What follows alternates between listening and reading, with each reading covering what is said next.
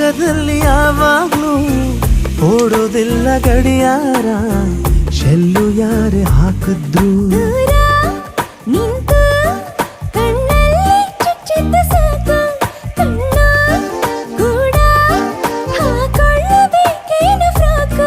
ತಪ್ಪಾದರೂ ಮನ್ನಿಸು ಕಣ್ಣನು, ನಿನಗಾಗೆ ಬದುಕಿರು ನನ್ನನು ಆಯ್ಸು.